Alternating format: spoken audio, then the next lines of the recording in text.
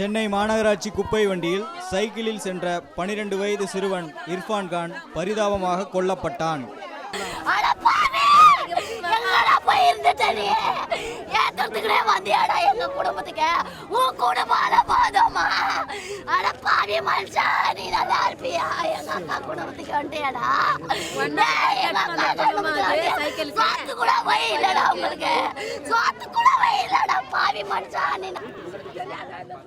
வியாசர்பாடி ஏரிக்கரை பகுதியில் நடந்த இச்சம்பவம் அப்பகுதியில் உள்ள மக்களை அதிர்ச்சியில் ஆழ்த்தியுள்ளது.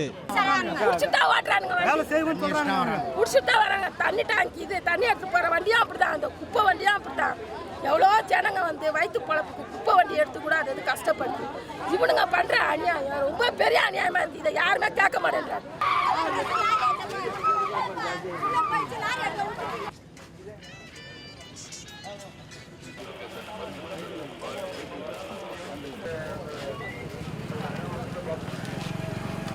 மாநகராட்சி வாகன ஓட்டுநரின் அதிவேகமும் கவனக்குறைவுமே இச்சிறுவனின் மரணத்திற்கு காரணம் என்று கூறுகின்றனர் விபத்தை நேரில் கண்டவர்கள்.